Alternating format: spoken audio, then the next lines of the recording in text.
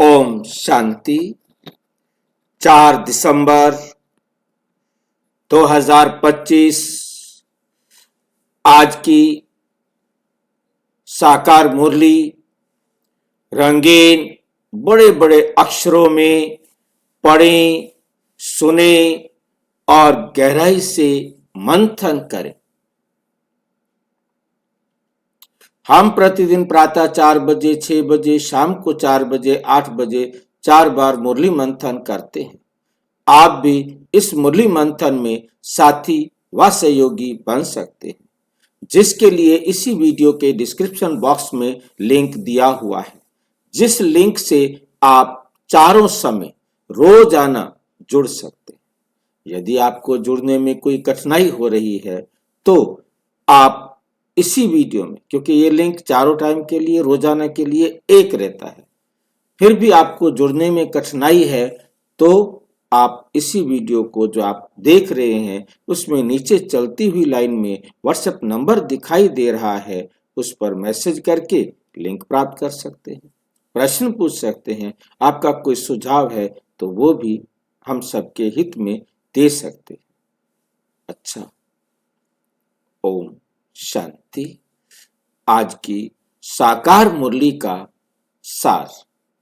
मीठा मीठा बाबा कहते, मीठे बच्चे तुम्हें अभी बाप द्वारा दिव्य दृष्टि मिली। तुम्हें अभी बाप द्वारा क्या मिली है? दिव्य दृष्टि। कौन बताएगा ये क्या होता है जो आपको मिला है? दिव्य दृष्टि आपको मिल गई है, ये क्या बला होती है दिव्य दृष्टि?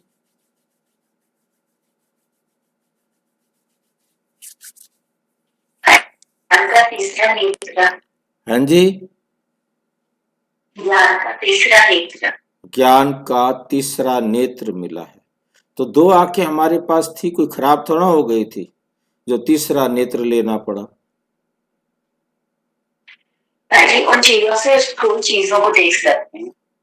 इन 2 आंखों से हम स्थूल चीजों को देख सकते हैं, और उससे क्या देखेंगे? आत्मा और परमात्मा को। उससे हम उस तीसरी आंख से हम वो देख सकते हैं जो हम इन 2 आंखों से नहीं देख सकते। वो आंख ही अलग है। उस आंख में और इस आंख, इन 2 आंखों में क्या फर्क है?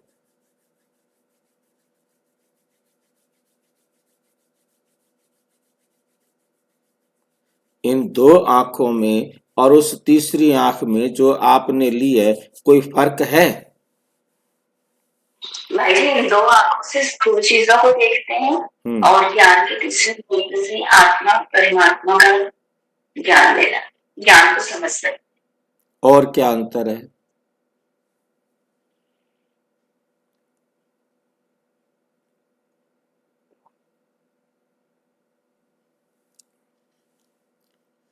तो तीसरी आंख है वो आत्मा को मिलती है।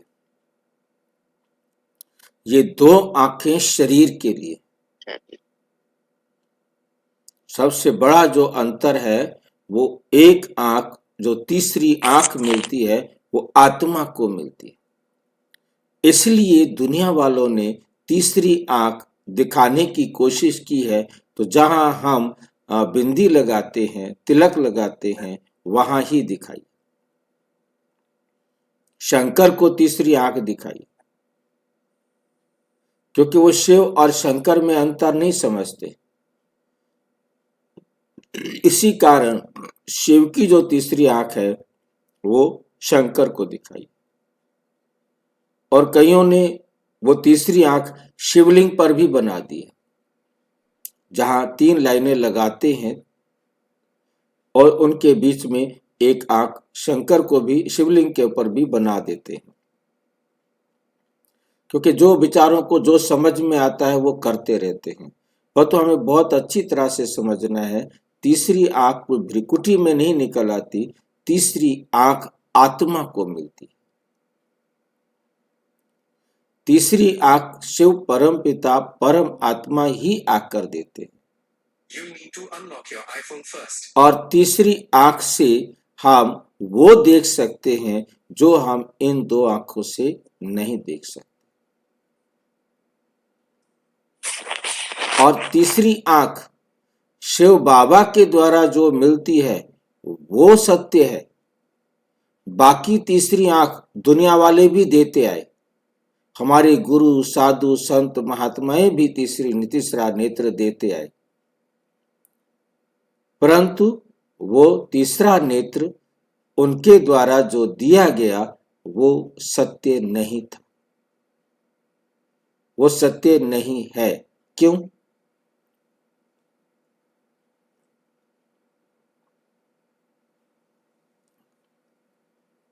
वो भी इसी प्रकार से दिखाते हैं, परमात्मा ये है, आत्मा ये है, कर्म कैसे करने हैं। उन्होंने भी अपनी तरफ से अपने ही तरीके से दिखाया। वो भी उनके द्वारा जो दिखाया गया वो हम इन दो आंखों से नहीं देख सकते थे, वो भी केवल तीसरी आंख से देखा जा सकता था। जो भी उन्होंने हमारे सामने चित्र दिए, जो भी उन्होंने हमारे सामने एग्जाम्पल दिए, जो भी हमारे सामने वो बातें बताई, वो भी हमें ऐसे लगता था कि ये भी तीसरा नेत्र है। वो भी समझ को ही तीसरा नेत्र कहते हैं। पर तो कितना स्पष्ट परमात्मा कर सकते हैं वो नहीं कर सकते।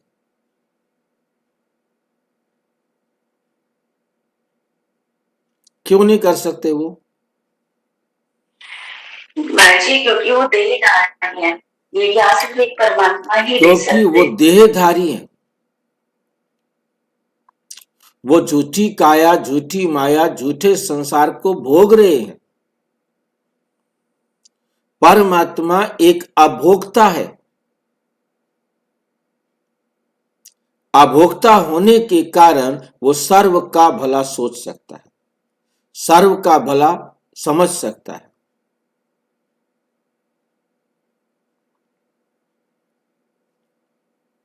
तो हमें बहुत अच्छी तरह से समझना है, ज्ञान का तीसरा नेत्र, दिव्य दृष्टि अब हमें बाबा से मिली है।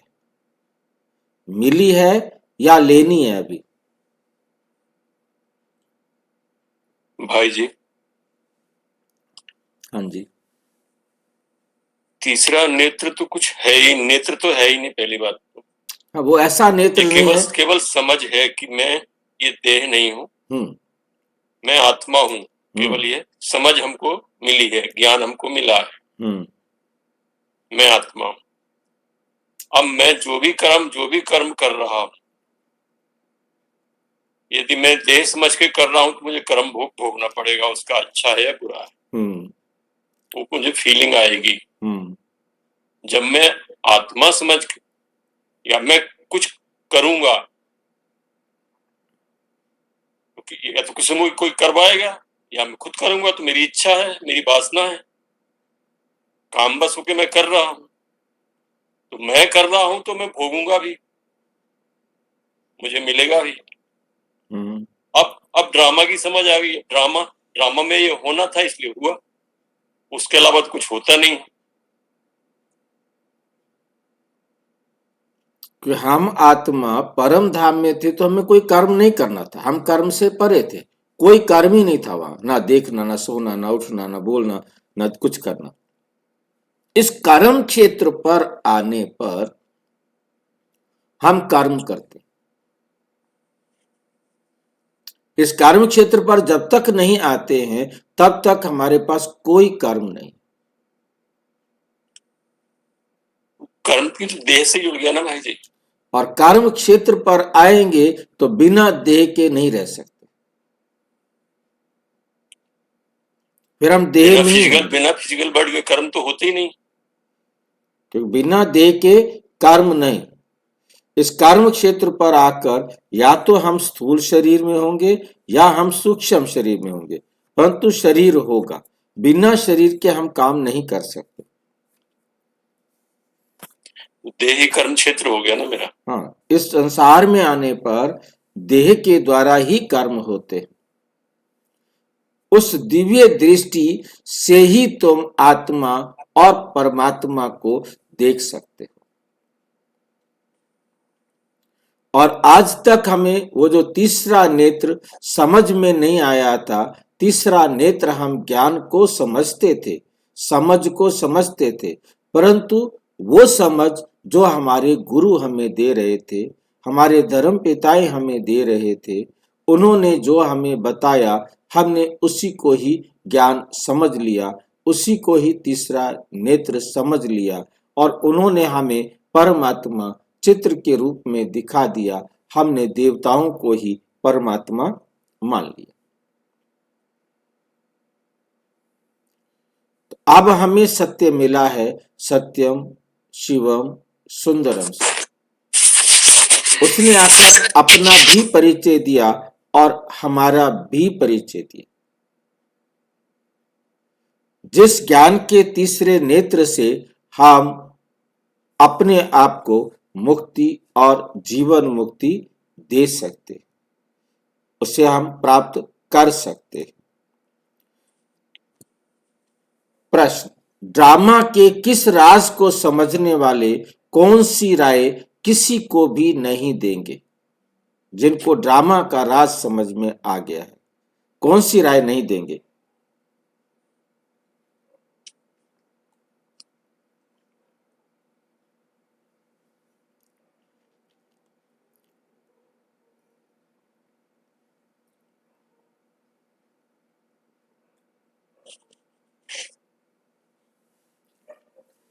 आपको ड्रामा का राज समझ में आ गया है, आप किसको कौन सी राय नहीं देंगे? ऐसी कोई गलत राय तो दे ही नहीं सकते ना।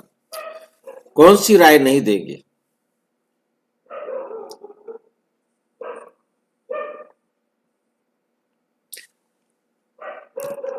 किसी से भी ना। जो समझते हैं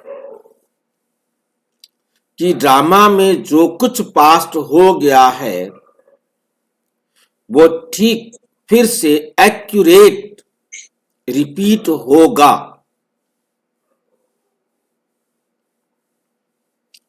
जो कुछ भी हो गया है वो फिर रिपीट होगा, उसमें कोई फेर बदल नहीं हो सकता।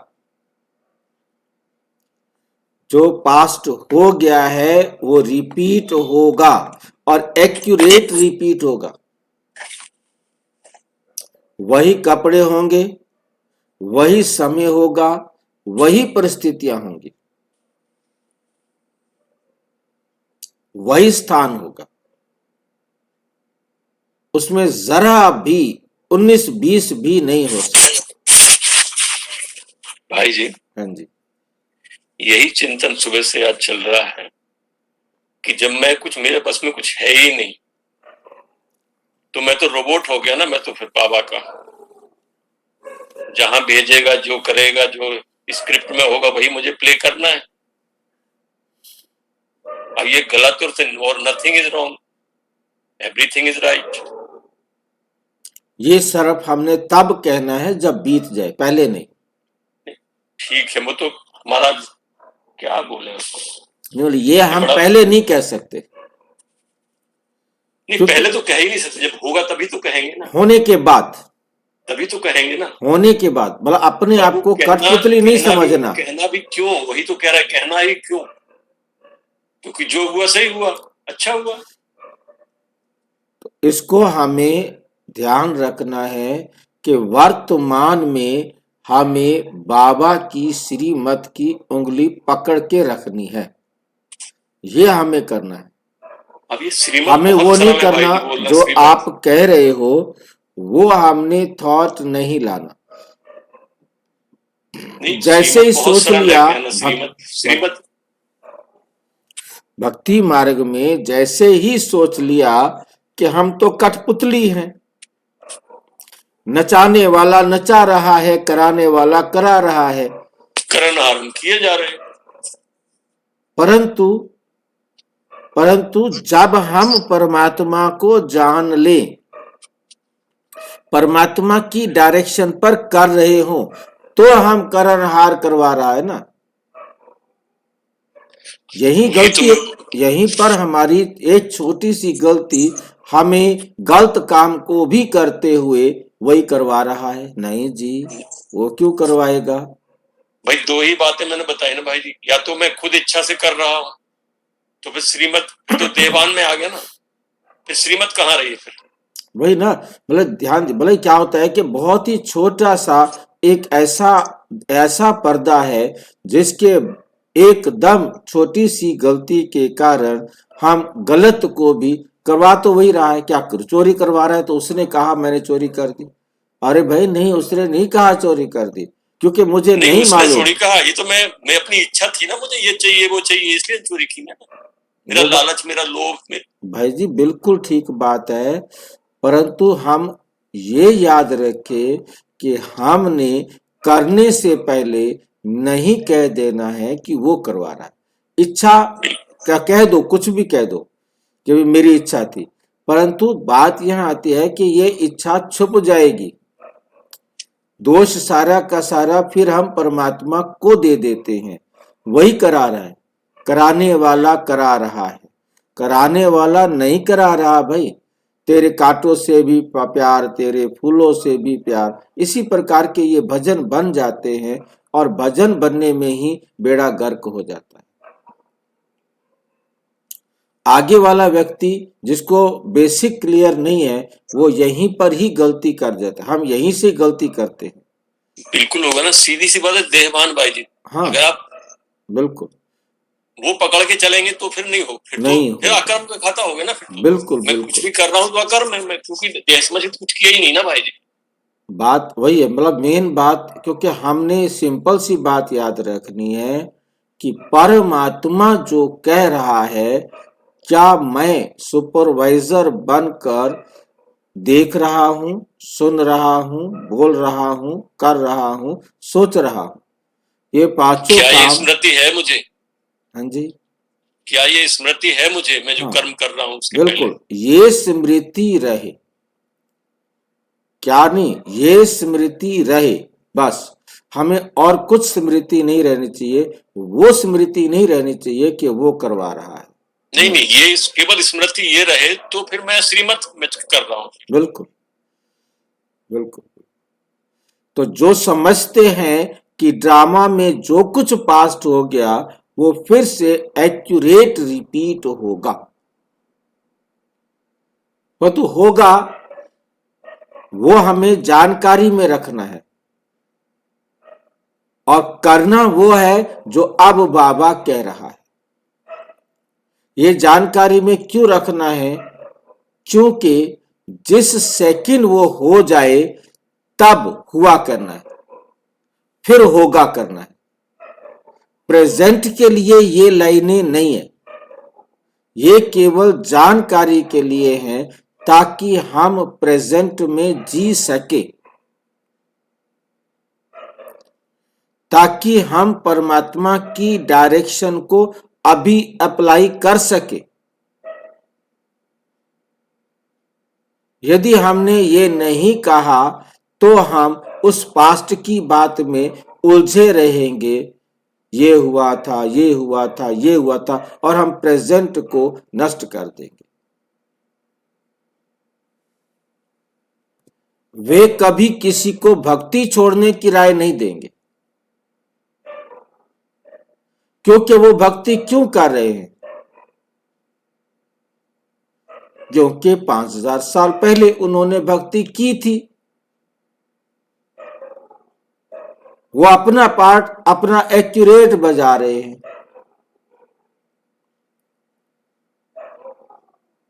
जब उनकी बुद्धि में ज्ञान अच्छी रीति बैठ जाएगा, हम कहेंगे भी भक्ति करो, नहीं करेंगे वो।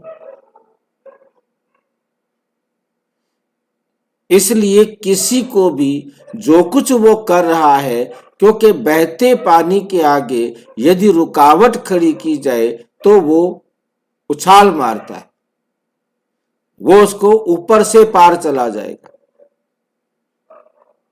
वो उस तेज बहाव को रोक नहीं सकता, वो ऊपर से, साइड से, कहीं से भी रास्ता देखेगा और निकल जाएगा। अब वो रुक नहीं सकता क्योंकि उसके पास स्पीड है। इसलिए किसी को इतने टाइम से जो भक्ति करता आ रहा है उसको ये नहीं कहना है कि भक्ति रोक दो, करो। सच आपको जब समझ में आ जाएगा तो वो अपने आप ही छोड़ देगा। ज्ञान अच्छी रीति बैठ जाएगा, समझेंगे हम आत्मा है, हम बेहद के बाप से वर्षा लेना है। जब बेहद के बाप की पहचान हो जाएगी तो हद की बातें स्वतः खत्म हो जाएंगी। जब तक नहीं होते खत्म, उसने खुद करनी है। सिर्फ हमने उसे समझाना है, ये हद है, ये बेहद है, ये सुख है, ये दुख है। बाप हमारा हद बेहद से पार रहता है, सुख और दुख से पार रहता है। उससे मिलना है तो तुम्हें भी हद और बेहद से पार जाना होगा, सुख और दुख से पार जाना होगा, जहां कुछ नहीं।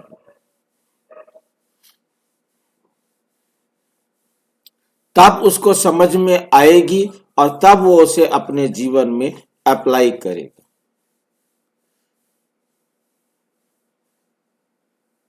ठीक है। ओम शांति। अपनी आत्मा के स्वधर्म में बैठे हो। रूहानी बाप रूहानी बच्चों से पूछते हैं क्योंकि ये तो बच्चे जानते हैं एक ही बेहद का बाप है जिसको रूह कहते हैं। सिर्फ उनको सुप्रीम कहा जाता है। फर्क इतना है कि उनको सुप्रीम कहा जाता है, सुप्रीम रूह या परम आत्मा कहते हैं। परमात्मा है जरूर, ऐसे नहीं कहेंगे कि परमात्मा है ही नहीं। परमात्मा माना परमात्मा, ये भी समझाया गया है। मूझना नहीं चाहिए क्योंकि 5000 वर्ष पहले भी ये ज्ञान तुमने सुना था। आत्मा ही सुनती है ना। आत्मा बहुत छोटी, सूक्ष्म, अति सूक्ष्म है।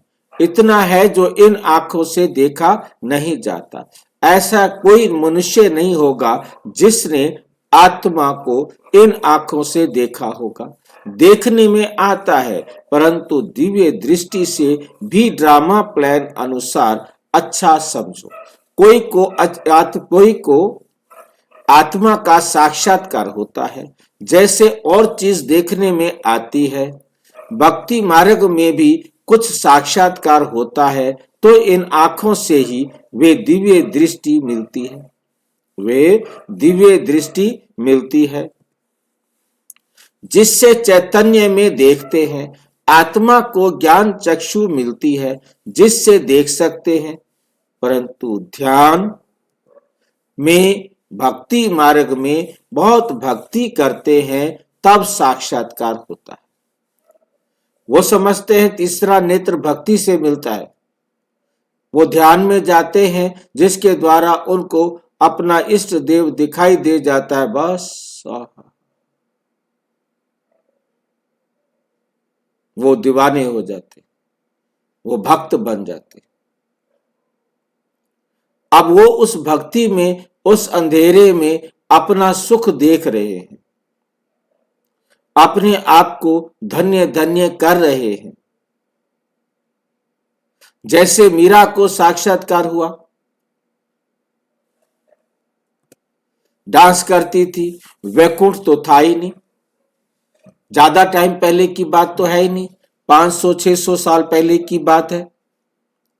अब जिन्होंने मीरा को पढ़ा, मीरा के आधार पर चले, मीरा की फिलॉसफी को सुना, मीरा की फिलॉसफी पर चल रहे हैं, अब वो क्या करेंगे? वो तो साक्षात्कार हो गया, मीरा को साक्षात्कार हुआ। हमें भी साक्षात्कार होगा तो हम भी वही भजन गा लेते हैं, वो भी वही भजन गाते हैं, नाचते हैं, एंजॉय करते हैं। जैसे मीरा नाचती थी ऐसे वो नाचते हैं। जैसा उनकी समझ में आता है उसके अंदर भी जो आगे भाई बहन जोड़ते जाते हैं, वो अपनी मत भी उसके अंदर जोड़ते जाते हैं और फिर विस्तार होता जाता है। अपने अपने तरीके से सब समझा रहे होते हैं और फिर वो ब्रांचेस बनती जाती है, शाखाएं बनती जाती हैं। तो मीरा पंथ की भी अनेक शाखाएं बन गई।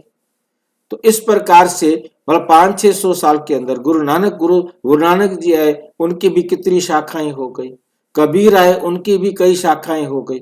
ये नहीं कि कबीरपंथी एक है, सब में जो आगे आते हैं ना, उनको कुर्सी नहीं मिलती और वो समझते हैं कि मैं तो सबसे बड़ा सियाना हूं, और वो अपना पंथ अलग चला लेता है। इनको तो पता नहीं है, मेरे को सारा समझ में आ गया है, तो पंथ अलग बन जाता है। तो हर मनुष्य जो भी आता है वो अपनी रीति समझता है और अपनी रीति फिर उसका प्रचार करना शुरू कर देता है। उस समय वैकुंठ था थोड़े ही। आप 500-600 साल पहले मीरा जाकर डांस कर रही है कृष्ण के साथ। अब आप सोच के देखो, उस समय कोई इस धरती पर वैकुंठ तो है ही नहीं और कृष्ण भी नहीं है, तो किसके साथ डांस कर रही थी? अपनी सोच के साथ। वो तो भाई जी मीरा की इमेजिनेशन थी ना। हाँ जी, मीरा की इमेजिनेशन होती थी ना। हाँ, वही सोच, कल्पना। अब हम उसे कहें कल्पना तो उनको गुस्सा आ जाएगा। अच्छा, तुम हमारे ज्ञान को कल्पना कहते हो, तो तुम अपना देखो ना जरा। क्योंकि सत्य जब तक समझ में नहीं आएगा, इसलिए हम किसी को भक्ति छोड़ने के लिए नहीं कह सकते। हमने उनको ये नहीं कह देना है कि तुम्हारी ये कल्पना है, इमेजिनेशन है तुम्हारी। हम नहीं कह सकते। हमने केवल उनको सच समझाना है कि सच ये है, कृष्ण ये है, कृष्ण वो नहीं है। उसके कृष्ण को भी नहीं कहना कि ये कृष्ण नहीं है।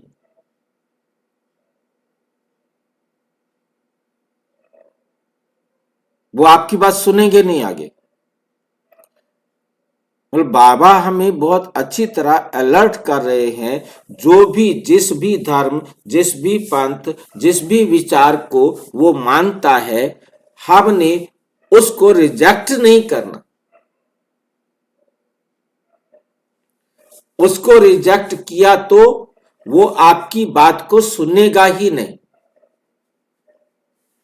आपने उसको समझाना है कि देखो, परमात्मा ये है, कोई भी देहधारी परमात्मा नहीं हो सकता, वो समझाना है।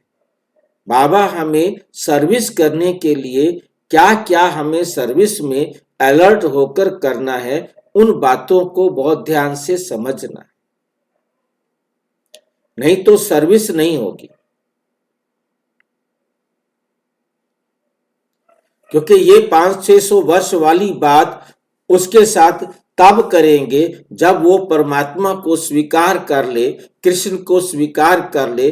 फिर उसको बताना है 500-600 साल पहले कौन सा कृष्ण आया था जिसके साथ मीरा ने डांस किया था। जब तक कृष्ण का ज्ञान उसे पूरा समझ में ना आ जाए, तब तक जो है नहीं करना।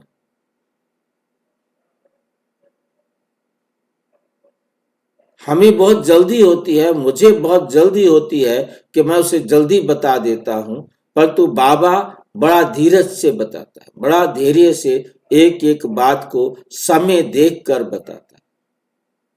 हमें भी बाबा की श्रीमत के अनुसार हर बात समय देखकर बतानी है, बहुत सोच समझ कर बतानी है। सामने वाला विरोध में ना आ जाए, इस बात को बहुत अच्छी तरह से हमें ध्यान में रखना है।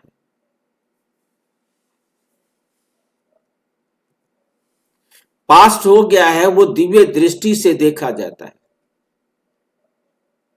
जो पास्ट हो गया है उसको दिव्य दृष्टि से देखा जाता है, ऐसे नहीं, इन आंखों से नहीं, दिव्य दृष्टि से देखा जाता है। जब बहुत भक्ति करते करते एकदम भक्तिमय हो जाते हैं, तब दीदार होता है। वो बहुत ज्यादा भक्ति में हो जाते हैं, नवधा भक्ति करते हैं, तब उनको क्या होता है, दीदार होता है, दर्शन होता है, परंतु उनसे मुक्ति नहीं मिलती। ये बहुत अच्छी तरह से याद रखें, दीदार तो हो गया, आपने साक्षात्कार कर लिया, परंतु उनसे मुक्ति नहीं मिलती। मुक्ति, जीवन मुक्ति का रास्ता भक्ति से बिल्कुल ही न्यारा है।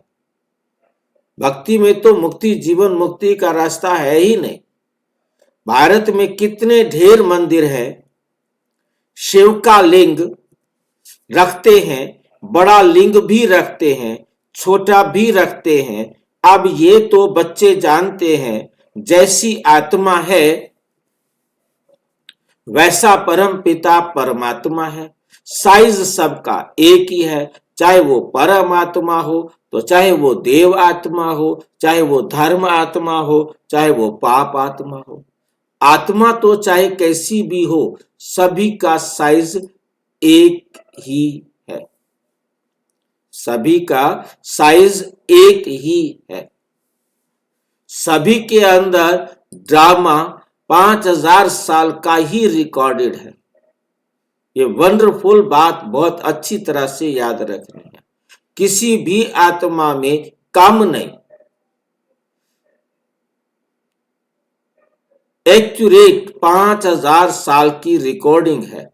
रिकॉर्डिंग कैपेसिटी कहेंगे, रिकॉर्डिंग नहीं है तो वो भी रिकॉर्डिंग, खाली है वो भी रिकॉर्डिंग है। कैपेसिटी सबकी बराबर है। इस वर्ल्ड ड्रामा में, इस संसार में आना हर एक आत्मा का अलग अलग पार्ट है, यूनिक पार्ट है। अपने पार्ट के अनुसार अपना पार्ट बजाने के लिए अपने एक्यूरेट टाइम पर वो आत्माएं आती हैं। बाकी टाइम वो आत्माएं परम धाम में है।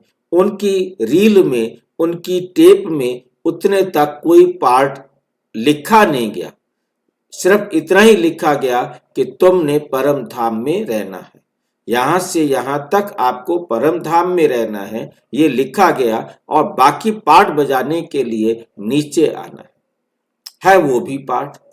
चाहे परम पिता परमात्मा 100 वर्ष के लिए इस पृथ्वी पर आते हैं तो ये भी उनके पार्ट में लिखा गया 4999 साल तक आपको कोई टेंशन, कोई चिंता, कोई संकल्प करने की भी जरूरत नहीं। तुम आराम से शांत रहो।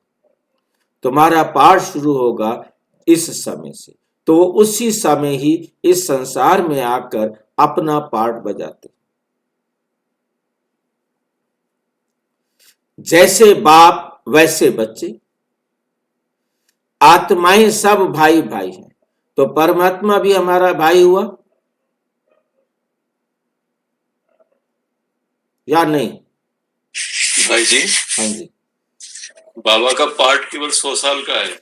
बिल्कुल, इस पृथ्वी पर 100 साल का है।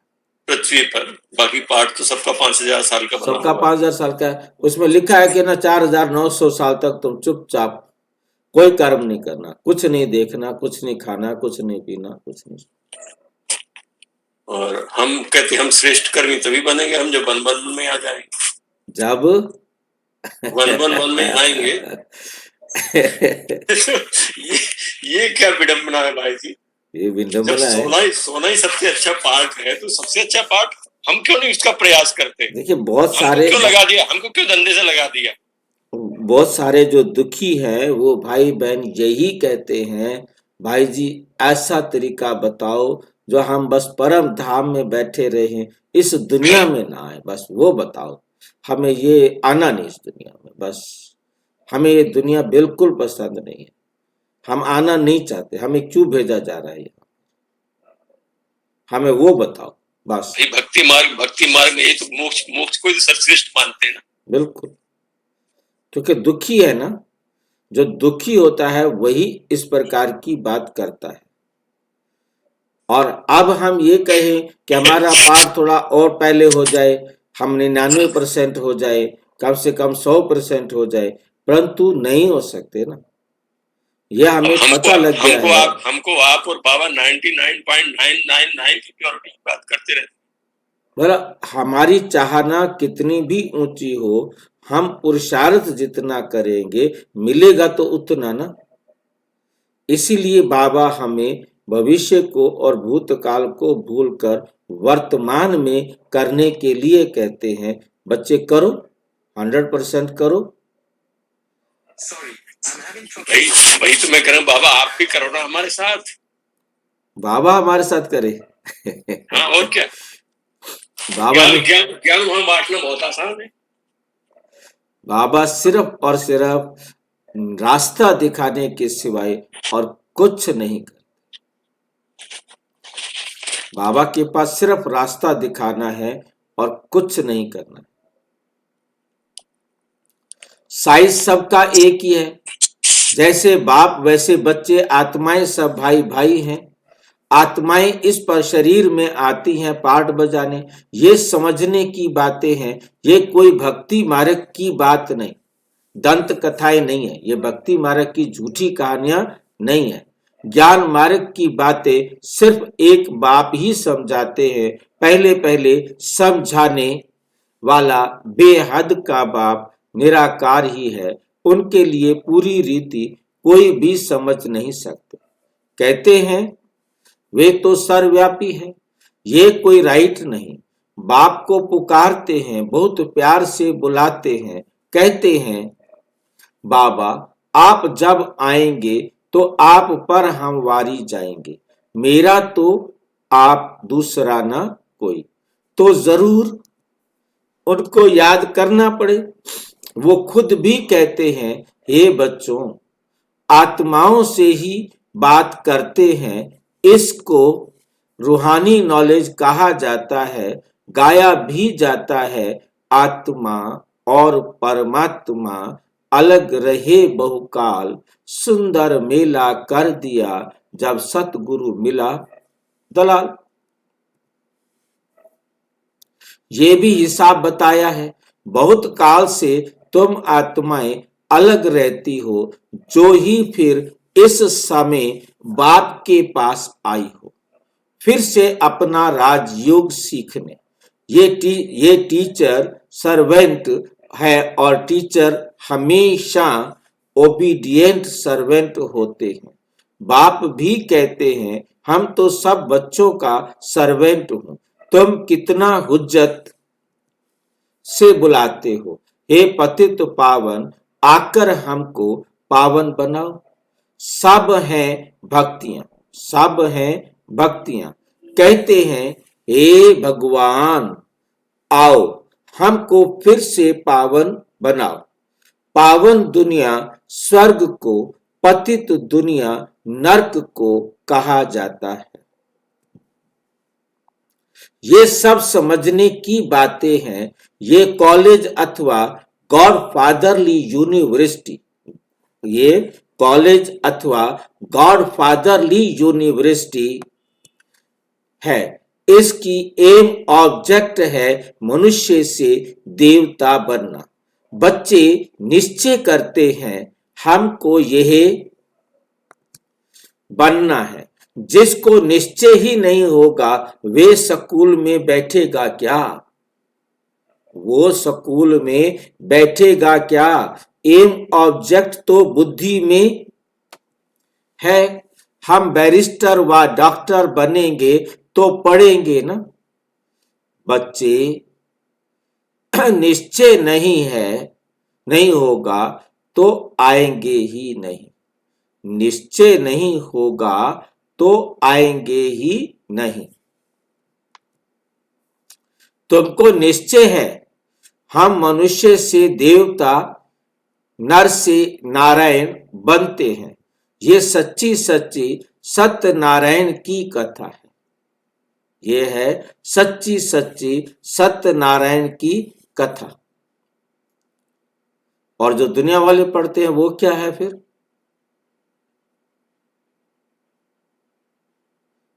दुनिया वाले जो घर में पढ़ते हैं, हाँ जी, वो सत्यनारायण का महात्मा। सत्यनारायण का महात्म नहीं, सत्यनारायण की कथा का महात्म। जो कथा हम पढ़ रहे हैं, जिस कथा को हम समझ रहे हैं, इस कथा का महात्म है।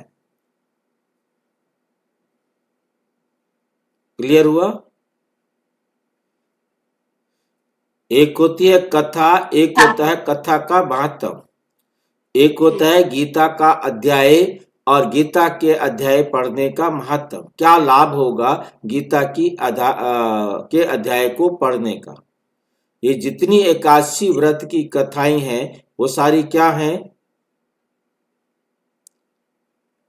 महात्म है, कथाओं के महात्मा। हाँ, वो कथाएं उनके पास नहीं है। दुनिया में किसी के पास सोमवार की कथा, शुक्रवार की कथा, वीरवार की कथा, वो उसने व्रत रखा उसको ये लाभ हो गया, उसने व्रत नहीं रखा तो उसको लाभ नहीं हुआ। इस प्रकार से व्रत रखेंगे तो आपको लाभ होगा। कथा सुनने के लिए पंडित को जरूर बुलाना है, पंडित आएगा, वो कथा सुनाएगा, उस पंडित को आपने दक्षिणा देनी है, दान देना है, और पंडित खुश तो भगवान भी खुश हो जाए। पंडित खुश तो भगवान खुश हो जाता है। ब्राह्मण खुश, ब्राह्मण को आपने ये सामान देना है और अपने समर्थ अनुसार दान करना है, और उससे जो है ना भगवान खुश होगा, तो पंडित खुश होगा तो भगवान भी क्या हो जाएगा? खुश हो जाएगा। आप समझ गए होंगे ये कथाएं किसने लिखी हैं? कथाएं नहीं, कथाओं का महात्म, व्रत कथा का महात्म, तो व्रत रखने का महात्म। ये जो क्या बोलते हैं अपना करवा चौथ रखते हैं, छठ मैया रखते हैं, ये जितने भी व्रत हैं इनकी कहानी सुनने के लिए पंडित जी के पास जाना पड़ता है या पंडित जी को बुलाना पड़ता है। वो फिर कथा सुनाते हैं और ऐसी गपोड़ कहानियां सुनाते थे हम। आज मुझे एक एक कहानी को याद आता है कि क्या करते थे हम।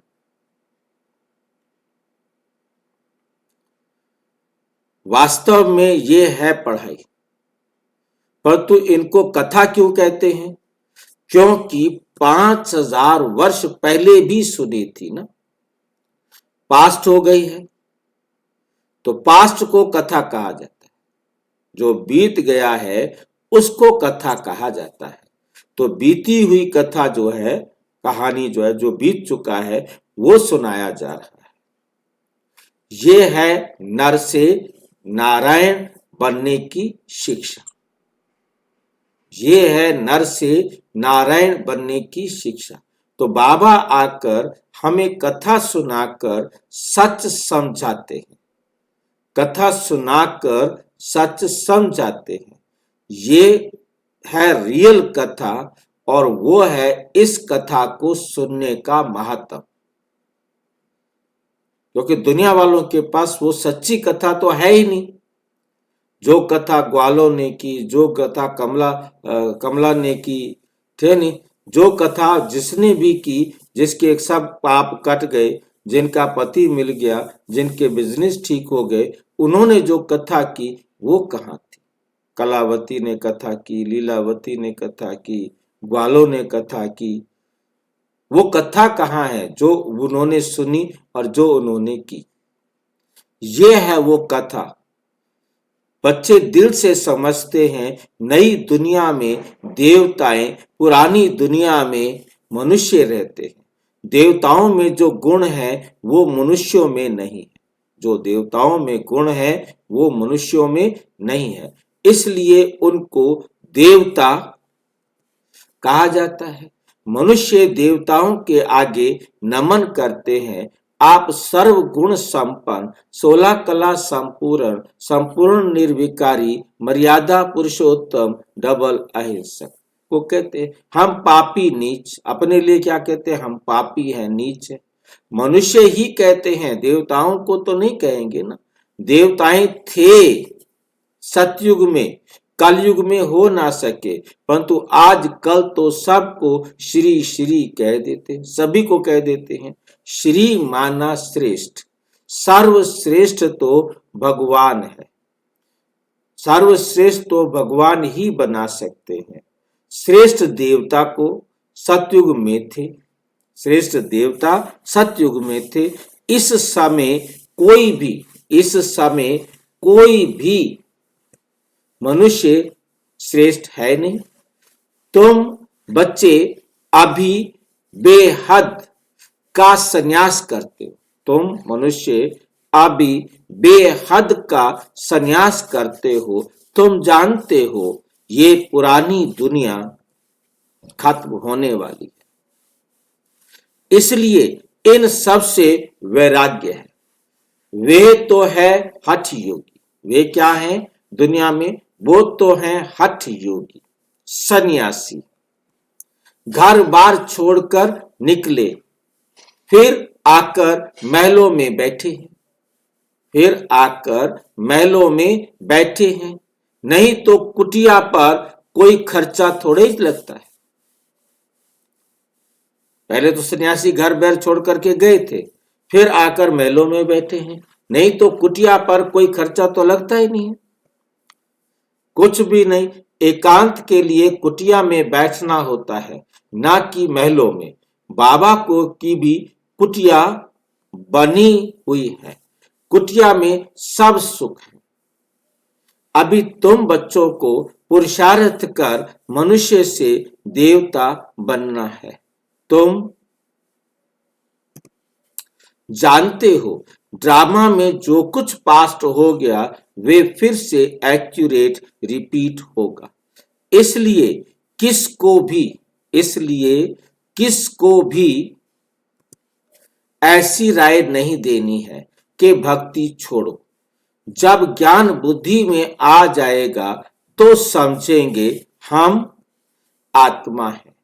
हमको अब तो बेहद के बाप से वर्षा लेना है। बेहद के बाप की जब पहचान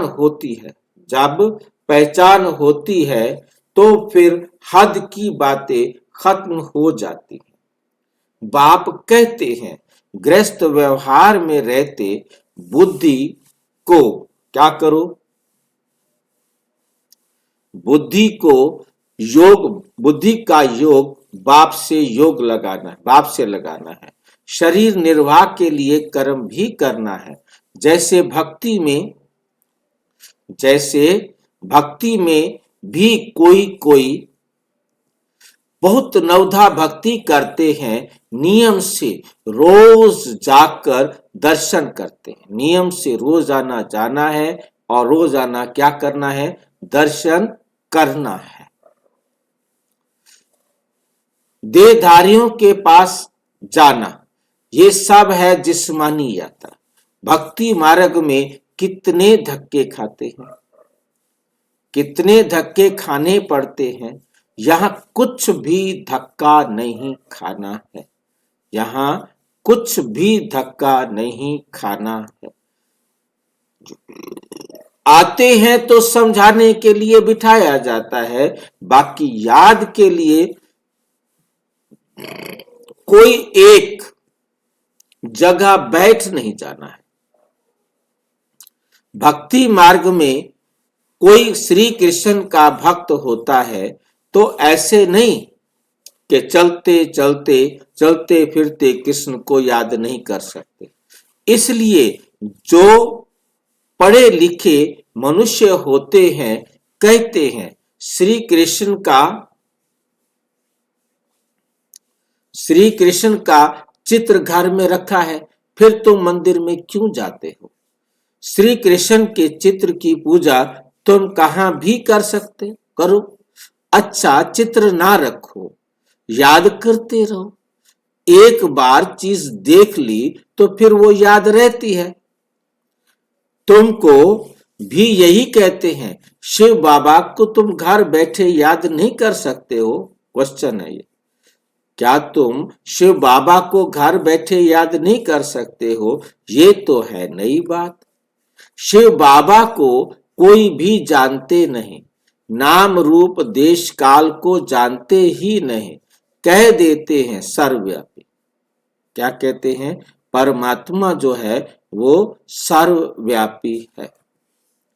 आत्मा को परम आत्मा तो नहीं कहा जाता, आत्मा को बाप की याद आती है, परंतु बाप को जानते नहीं तो समझाना पड़े 7 रोज।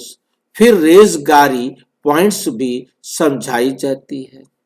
बाप ज्ञान का सागर है ना, कितने समय से सुनते आए हो, क्योंकि नॉलेज है ना। समझते हो हमको मनुष्य से देवता बनने की नॉलेज मिलती है। बाप कहते हैं तुमको नई नई गुह्य गुह्य बातें सुनाते हैं। बाबा हमें नई नई गुह्य बातें सुनाते हैं। मुरली तुमको नहीं मिलती है तो तुम कितना चिल्लाते हो। बाप कहते हैं तुम बाप को तो याद करो। मुरली पढ़ते हो फिर भी भूल जाते हो। पहले पहले तो ये याद करना है कि मैं आत्मा हूं। इतनी छोटी बिंदी हूं जिसे हम इन आंखों से तो क्या दुनिया के किसी भी साधन के द्वारा, सूक्ष्मदर्शी यंत्र के द्वारा भी नहीं देख सकते। सिर्फ आत्मा को जानना है। हाँ जी। आप स्क्रीन नहीं देख पाते क्या? पूरी क्या चल रहा है स्क्रीन में, आप नहीं देख पाते क्या? कैसे मतलब हम लोगों को आधी दिख रही है, किसी ने बोला नहीं, मैं भी इतनी देर से मैं चलो मैं नहीं देख पाता, वो आप ही बोलोगे। हाँ अब जो है वो तो मुझे नहीं मालूम ना, क्योंकि मेरे सामने तो बस मेरी स्क्रीन है। आपको नहीं दिखती है मतलब? हाँ नहीं, मेरे को आपके हाथ भी नहीं दिखाई देते। आप ये हाथ खड़ा करेंगे। हाँ नहीं दिखता। हाँ कई बार मैंने किया पर नहीं दिखता। हाँ, आपको हाथ नहीं दिखाई देते क्योंकि मेरे सामने आप नहीं हो। मेरे सामने सिर्फ मेरा है। मैं सिर्फ विश्वास पर बैठा हूँ कि ठीक है। क्योंकि सभी लोग ऑडियो ही सुन रहे हैं, मतलब हाँ कथा सुन रहे हैं बस। नहीं, कथा नहीं, मतलब कहने मतलब ये है कि मतलब थोड़ा क्षमा चाहूंगा इस शब्द के लिए, पर मतलब वही है ना, हम कमेंट्री नहीं, जो बात हम कर सकते हैं तो मैं आपको देख नहीं सकता क्योंकि मेरे को जब तक मैं वीडियो नहीं खोलूंगा तब तक आप वीडियो खोलूं तो भी नहीं आप देख पाते शायद।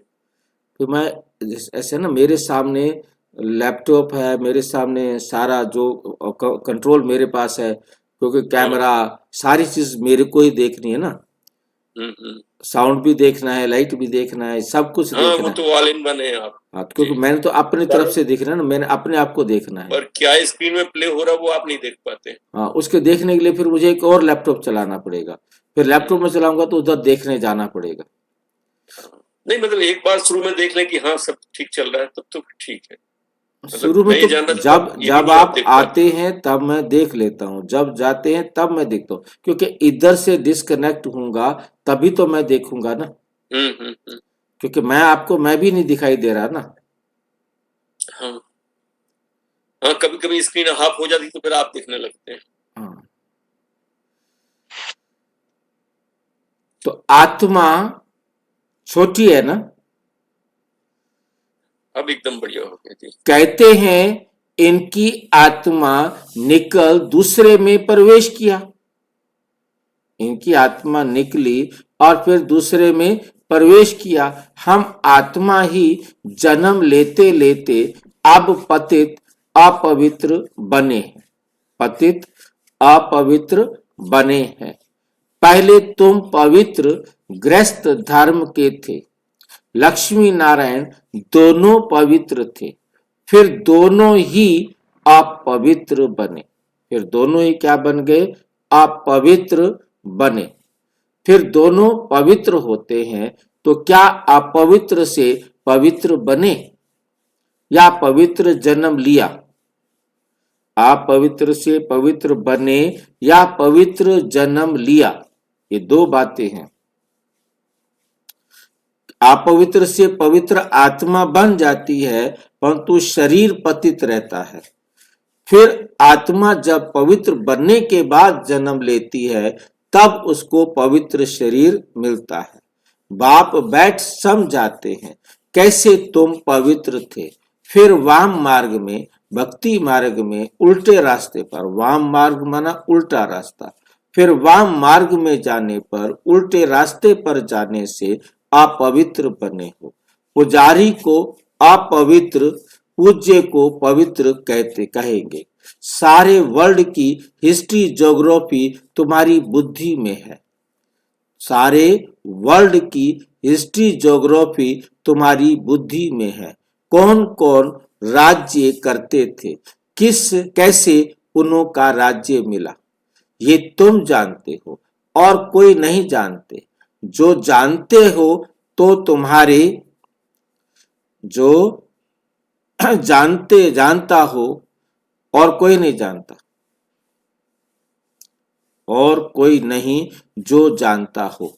तुम्हारे पास भी आगे ये नॉलेज रचता और रचना के आदि मध्य अंत की नहीं थी। हमारे पास भी ये ज्ञान नहीं था। बाबा मिला तो हमें ये ज्ञान मिला। जब तक बाबा नहीं मिला था तब तक ये ज्ञान हमारे पास भी नहीं था।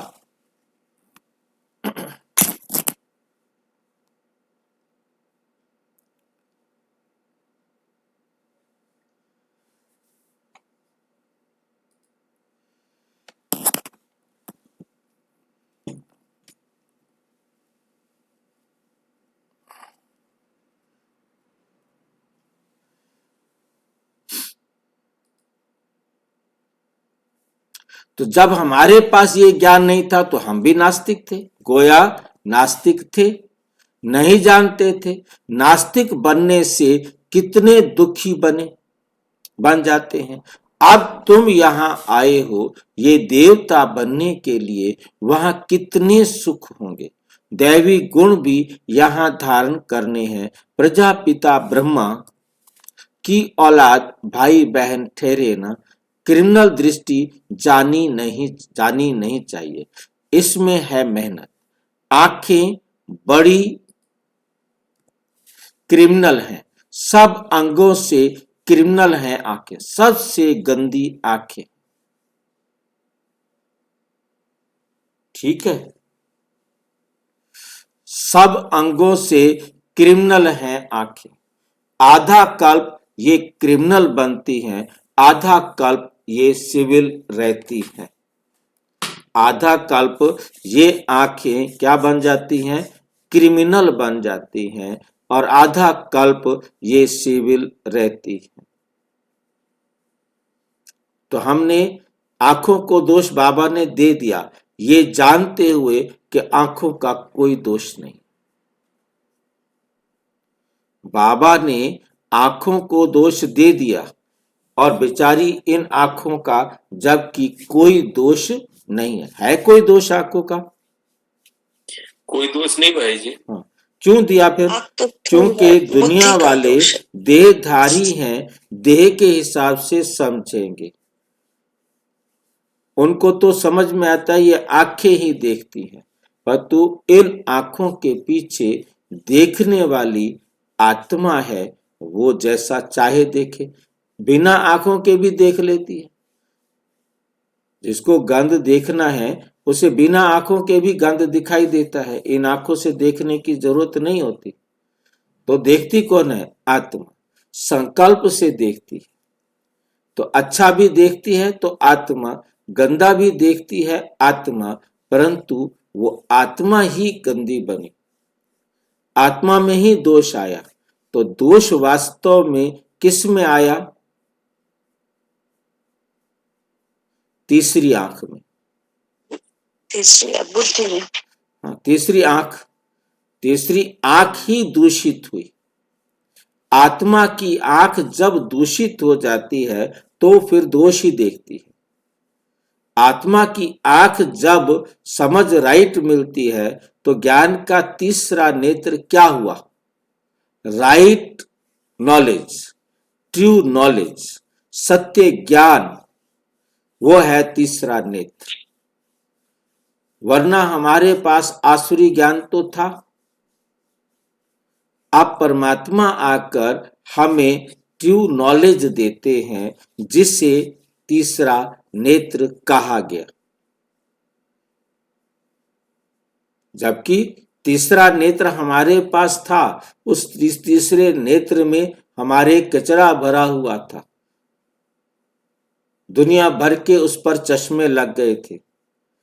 गुरु जी का चश्मा अलग, माँ का चश्मा अलग, पति का चश्मा अलग, पत्नी का चश्मा अलग, हमारे दुनिया भर के झमेले हो गए थे। और अब परमात्मा आकर कहता है ये सारे देह के झूठे रिश्ते हैं, ये सब आत्माएं हैं, ये कोई देह का रिश्ता है ही नहीं, खत्म।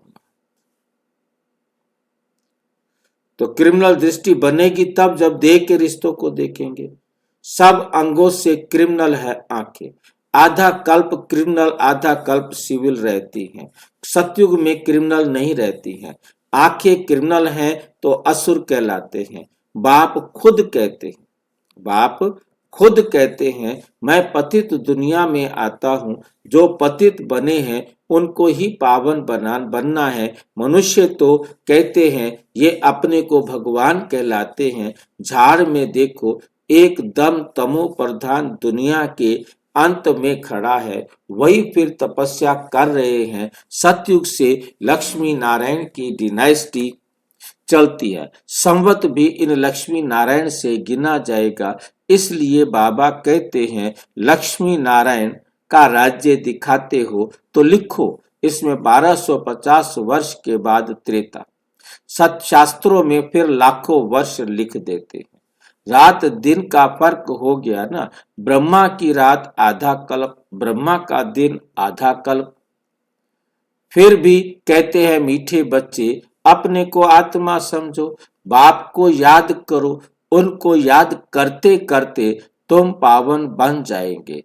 फिर अंतमति सो गति हो जाएगी। बाबा ऐसे नहीं कहते कि यहाँ बैठ जाओ, सर्विस एबल बच्चों को तो बिठाएंगे नहीं। सेंटर्स, म्यूजियम आदि खोलते रहते हैं। कितने को निमंत्रण मिलता है, कितने निमंत्रण बांटते हैं, आकर गॉडली बर्थ राइट विश्व की बादशाही लो। तुम बाप के बच्चे हो, बाप है स्वर्ग का रचयिता, तो तुमको भी स्वर्ग का वर्षा होना चाहिए। बाप कहते हैं मैं एक ही बार स्वर्ग की स्थापना करने आता हूं। एक ही दुनिया है जिनका चक्र फिरता रहता है। मनुष्यों की तो अनेक मतें हैं, अनेक बातें हैं, मतांतर कितने हैं। इसको कहा जाता है अद्वैत मत। झाड़ कितना बड़ा है, कितनी टालियां निकलती हैं, कितने धर्म फैल रहे हैं। पहले तो एक मत एक राज्य था, सारे विश्व पर इनका राज्य था। ये भी अभी तुमको मालूम पड़ा है। हम ही सारे विश्व के मालिक थे, फिर 84 जन्म भोग कंगाल बने। अभी तुम काल पर जीत पाते हो, वहां कभी अकाले मृत्यु होता नहीं। यहां तो देखो बैठे बैठे अकाले मृत्यु होती रहती है। चारों तरफ मौत ही मौत है, वहां ऐसे नहीं होता। पूरी एज लाइफ चलती है। भारत में प्योरिटी पीस प्रॉस्पेरिटी थी। 150 वर्ष एवरेज आयु थी। अभी कितनी आयु रहती है। ईश्वर ने तुमको योग सिखाया तो तुमको योगेश्वर कहते हैं। वहां थोड़े कहेंगे इस समय तुम योगेश्वर हो, तुमको ईश्वर राजयोग सिखा रहे हैं। फिर राजेश्वर बनना है। फिर क्या बनना है? राजेश्वर बनना है। अभी तुम ज्ञानेश्वर हो, फिर राजेश्वर अर्थात राजाओं का राजा बनेंगे। अच्छा, मीठे मीठे सिकिलधे बच्चों प्रति माता पिता बाप दादा का याद प्यार और गुड मॉर्निंग। रूहानी बाप की रूहानी बच्चों को नमस्ते। हम रूहानी बच्चों की रूहानी बाप दादा को नमस्ते नमस्ते नमस्ते। धारणा के लिए मुख्य सार। नंबर 1, आंखों को सिविल बनाने की मेहनत करनी है। बुद्धि में सदा रहे, बुद्धि में सदा रहे, क्या रहे सदा?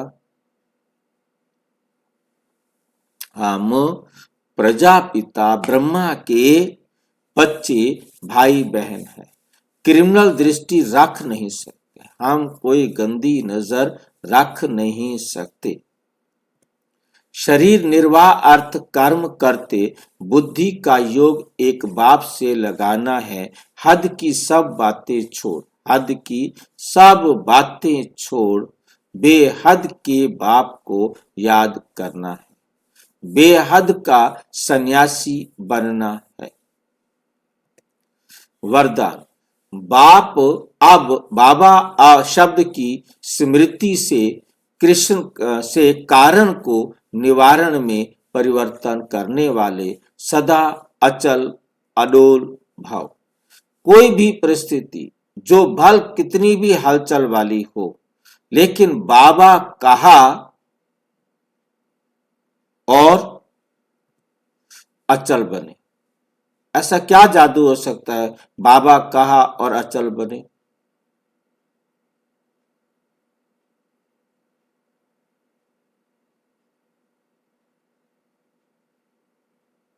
जब देह समझेंगे तभी हलचल में आएंगे, जब आत्मा समझेंगे तो हलचल में नहीं आएंगे।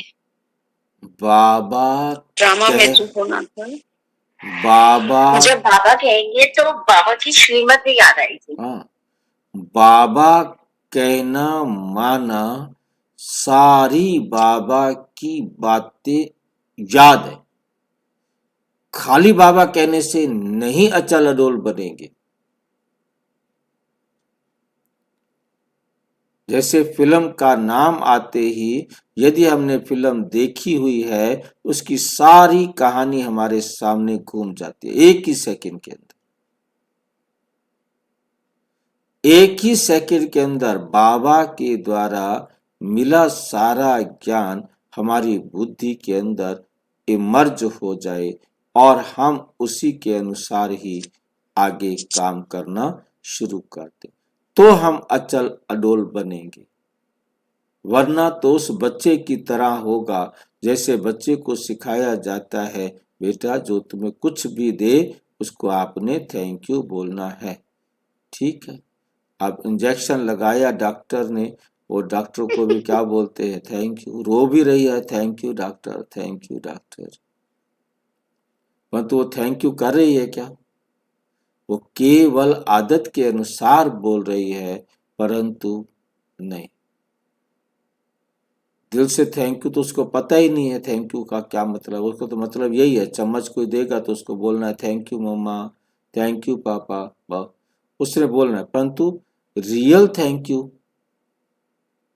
वो उसे नहीं पता। तो आज फॉर्मेलिटीज बहुत अच्छी हो गई हैं, तो बाबा कोई भी कह देगा, आसान है, परंतु जब बाबा बोलेगा वो अचल अडोल नहीं बनेगा। अचल अडोल बनाएगा बाबा द्वारा प्राप्त ज्ञान और उस ज्ञान का इम्प्लीमेंट करना। जब तक हम उस ज्ञान को इम्प्लीमेंट नहीं करेंगे तब तक नहीं होगा, तब तक हम अचल अडोल नहीं बन सकते। क्योंकि यही सारा अंतर आ गया। राम राम राम राम राम राम राम राम माला। अरे भाई राम क्या है? राम ने क्या करने के लिए कहा है, राम ने क्या करने के लिए मना किया है, वो सामने होना चाहिए। जब परिस्थितियों के चिंतन में चले जाते हैं तो मुश्किल का अनुभव होता है, तो मुश्किल का अनुभव होता है।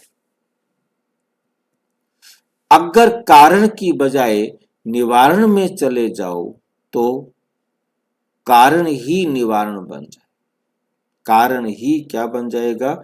निवारण बन जाए। क्योंकि मास्टर सर्वशक्तिमान ब्राह्मणों के आगे परिस्थितियां चींटी समान भी नहीं।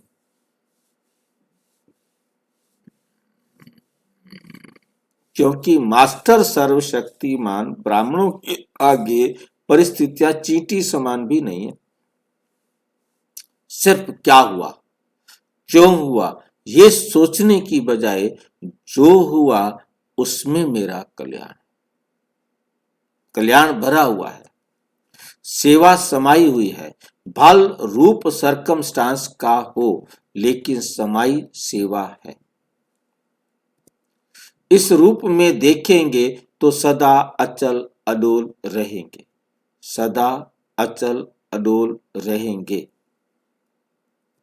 स्लोगन, एक बाप के प्रभाव में रहने वाले किसी भी आत्मा के प्रभाव में आ नहीं सकते, किसी भी आत्मा के प्रभाव में आ नहीं सकते।